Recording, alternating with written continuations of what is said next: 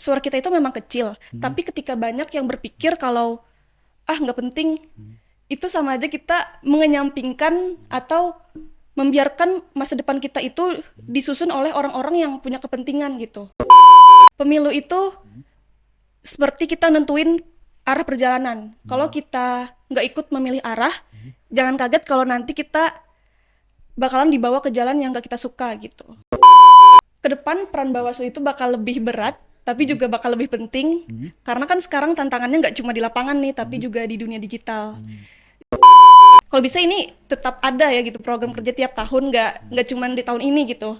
Karena dari hal-hal seperti ini yang mungkin bisa masuk ke dunia anak muda dan mereka bisa lebih tahu kalau ternyata kita itu berperan banyak loh harusnya di dalam politik, di dalam pemilu, nggak cuma sekedar penonton gitu. Assalamualaikum warahmatullahi wabarakatuh. Halo sahabat Bawaslu, bersama saya Rahmat Hidayat dalam acara podcast sama Bawaslu, suara mahasiswa untuk Bawaslu, partisipasi, kontribusi untuk demokrasi. Di episode kali ini kita akan membahas tema yang sangat menarik yang berkaitan dengan generasi muda. Tentunya ini menjadi bagian dari perkembangan demokrasi khususnya di Provinsi Kalimantan Selatan. Tema kita mengangkat pada episode kali ini adalah Pemilu 2029. Suara kita masih penting gak sih? Tentunya di tengah era globalisasi saat ini dan juga era media sosial yang memiliki pengaruh dalam kehidupan generasi muda, terutama dalam perkembangan pemilu dan demokrasi. Di luar sana banyak pertanyaan dari kawan-kawan mahasiswa, tentunya ini berkaitan dengan pemilu, seperti pemilu benar-benar ngaruh nggak sih? Satu suara saja mana ngaruh? Politik bikin capek. Satu suara saja berpengaruh tidak? Atau golput saja sekalian? Untuk membahas tema yang sangat menarik tersebut, di studio kita sudah hadir narasumber yang sangat keren dari kampus TIMI Banjarmasin. Langsung saja kita berkenalan dengan bintang tamu atau narasumber kita. Halo, selamat siang. Kakak apa Mbak nih? Mbak, Oh, Mbak. terlalu dewasa, mungkin Baiti aja Kak. Oh, Baiti. Nama aja ya. Oh, Baiti. Boleh memperkenalkan diri terlebih dahulu? Oke, terima kasih atas waktu dan kesempatan yang diberikan. Halo semuanya, kenalin saya Nur Baiti. Saya mahasiswa STIMI Banjarmasin. Kebetulan jurusan yang saya jalan sekarang adalah ilmu manajemen. Mungkin untuk kegiatan sekarang saya sedang menjalin magang di salah satu instansi pemerintah. Tapi juga di samping itu saya mengikuti beberapa organisasi internal maupun eksternal kampus. Kalau di organisasi internal kampus saya mengikuti beberapa UKM seperti UKM seni, UKM olahraga, terus UKM kewirausahaan. Terus kalau untuk organisasi eksternal kampus, saya bagian dari Tani Merdeka Indonesia atau TMI Kota Banjarmasin. Mungkin itu sih tahun ini kegiatan yang saya kerjakan. Oh, luar biasa narasumber kita pada hari ini. Dari perkenalan sudah sangat berpengalaman, khususnya beberapa organisasi tentunya ya, baik di kampus ataupun di luar kampus ya Mbak. Sebelumnya nih, Mbak Iti nih pernah nggak sih ngikutin kegiatan di Bawaslu atau pernah mengikuti program-program kegiatan yang diselenggarakan oleh Bawaslu Provinsi atau Bawaslu Kabupaten Kota? Oke. Pernah banget. Sebenarnya dari SMA saya udah ikut berpartisipasi, cuman yang saya ingat saya pernah ikut di pendidikan pengawasan partisipatif. Terus saya juga pernah berpartisipasi dalam rapat evaluasi kehumasan Bawaslu seprovinsi Kalimantan Selatan. Terus saya juga pernah ikut di Bawaslu Goes to Kampus. Terus yang terakhir yang paling saya ingat itu saya pernah ikut di Bawaslu Youth Fest 2024 yang anak muda kawal pilkada. Itu Kak. Oh, luar biasa ya, banyak mengikuti kegiatan Bawaslu. Mungkin punya kesan tersendiri selama mengikuti beberapa kegiatan di Bawaslu. Oke. Mungkin dari SMA itu saya berpartisipasi, cuman Bawaslu Youth Fest 2024 yang paling berkesan sih Kak. Karena waktu itu kegiatannya dan rangkaiannya itu benar-benar masuk di saya. Karena saya ngerasa nggak cuma belajar seputar pemilu di sana, tapi juga ngerasain dan ngeliat ternyata masih banyak anak-anak muda yang mau peduli dan care sama seputaran pemilu gitu. Mereka, apalagi kemarin saya juga ikut lomba debatnya, saya jadi dapat pengalaman dan ngeliat ternyata teman-teman peserta lain itu benar-benar mendalami seputar pemilu gitu. Jadi saya nggak cuma dapat ilmu tapi pengalaman bahkan relasi juga gitu sih Kak. Jadi dapat pengalaman baru ya Iya, seputar politik, edukasi politik, iya betul. pendidikan demokrasi ya. Betul sekali. Bait ini kan sebagai generasi muda tentunya kan punya media sosial ya. Ada mungkin beberapa platform media sosial, ada Facebook, Iya, Instagram, X ya, media X, terus kemudian ada YouTube. iya. Nah, dari platform media sosial lebih aktif di mana atau menggunakan semua media sosialnya kah? Nggak semua sih Kak. Kebetulan yang saya gunakan sekarang kebanyakan lebih ke Instagram, TikTok, sama WA aja. Karena juga sekarang kan informasi itu kebanyakan datangnya dari sana. Jadi kayaknya nggak mungkin kalau di zaman sekarang anak muda itu nggak pakai sosmed gitu. Tapi cuman mainnya cuman di 3 aplikasi itu aja. 3 platform media Iya, sosial ya. Baik kan mungkin pernah juga scroll-scroll IG iya atau pasti. media sosial lainnya. Iya, Juga pasti tentu masuk dong informasi seputar pemilu iya. atau perkembangan politik ya kan baik dalam negeri ataupun luar negeri. Nah, menurut Bait ini pengaruh media sosial yang Bait ikuti baik di Instagram ataupun lainnya itu memiliki peranan penting kah media sosial terhadap perkembangan pemilu demokrasi atau memang teman-teman generasi muda ini lebih termakan berita hoax atau Oh, berita iya. yang kurang kurang baik gitu tanpa harus memfilternya. Nah, seperti apa pandangan Bait ini? Mungkin sebenarnya bisa dua-duanya bisa terjadi Kak. Karena kan media sosial itu bisa jadi tempat kita belajar paling cepat dan paling luas, tapi juga bisa jadi tempat penyebaran hoax kalau kita nggak hati-hati menggunakannya. Di satu sisi, media sosial itu bisa bikin kita, anak-anak muda itu melek sama politik. Karena kan sekarang informasi politik itu gampang banget buat diakses. Sebelum kita cari pun udah muncul duluan gitu. Dan sekarang juga banyak konten kreator yang bikin edukasi-edukasi politik yang akhirnya ketika kita menonton itu akan membuat kita itu lebih gampang untuk memahami isu yang sedang terjadi gitu. Tapi di sisi lain juga media sosial bisa bikin kita itu gampang kemakan hoax.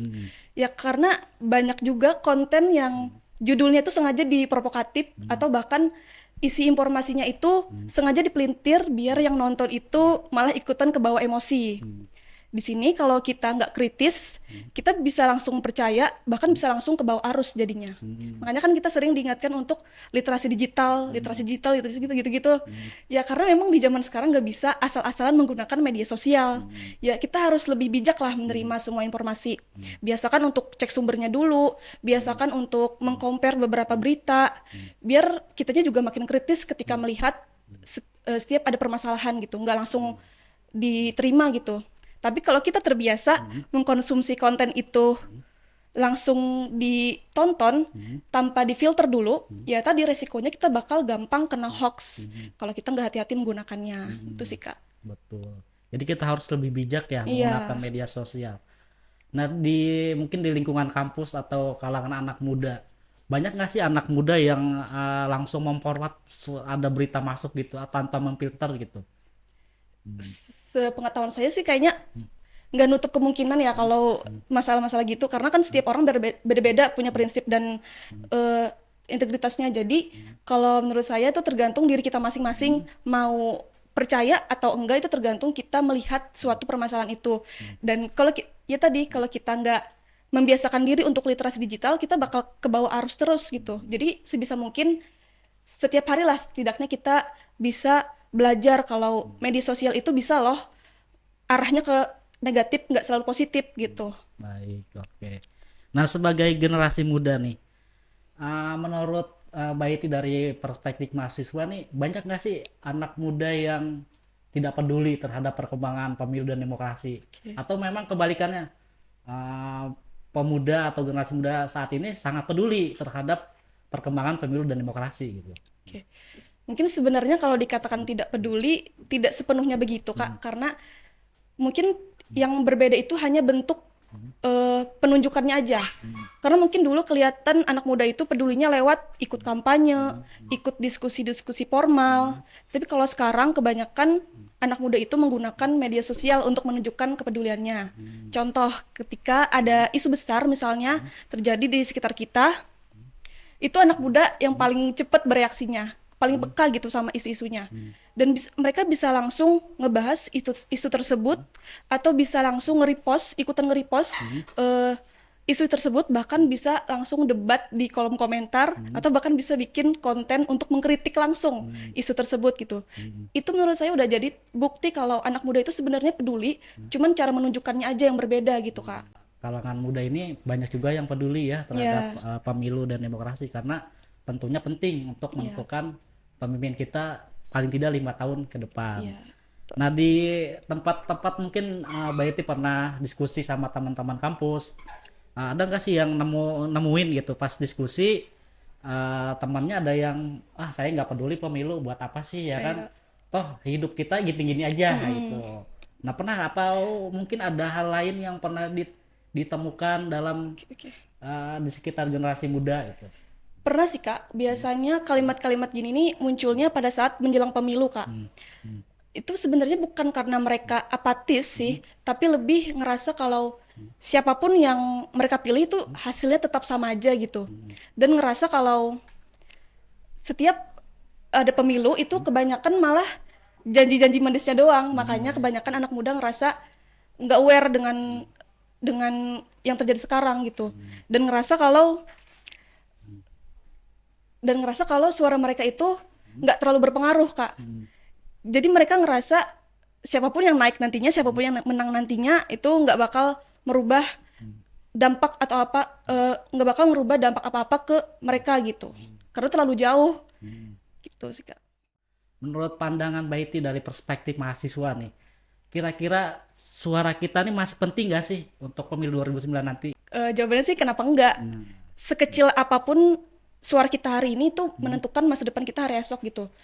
Mungkin beberapa orang mengira kalau suara kita itu memang kecil, tapi ketika banyak yang berpikir kalau nggak penting, itu sama aja kita mengenyampingkan atau membiarkan masa depan kita itu disusun oleh orang-orang yang punya kepentingan gitu.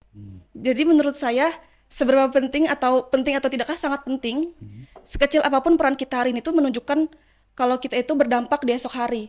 Jadi kalau menurut saya pemilu itu seperti kita nentuin arah perjalanan. Kalau kita nggak ikut memilih arah, jangan kaget kalau nanti kita bakalan dibawa ke jalan yang nggak kita suka gitu.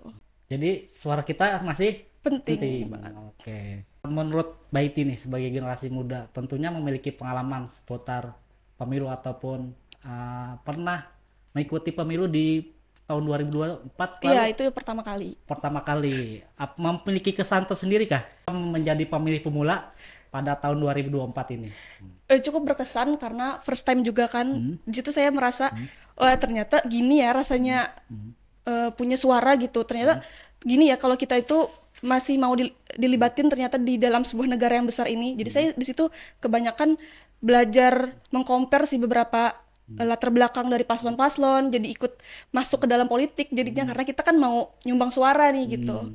Itu sih, Kak, kesannya. Harapan Mbak Iti untuk pemilu 2029 nanti seperti apa? Mungkin harapannya mungkin ke anak muda dulu kali ya, karena kan yang kita tahu sekarang kita itu generasi yang paling cepat terhubung sama informasi dan kadang juga paling peka sama isu, bahkan kadang juga paling lantang bersuara gitu.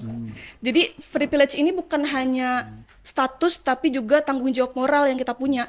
Jangan sampai kita hanya diam ketika kita melihat ketidakadilan, penyimpangan yang terjadi di sekitar kita gitu. Karena kan negara ini butuh anak-anak muda yang mau belajar, memimpin, terus menginspirasi dengan cara kita masing-masing. Jadi nggak ada alasan tuh buat kita apatis terhadap pemilu gitu. Karena sekecil apapun peran hari ini itu menentukan masa depan hari esok.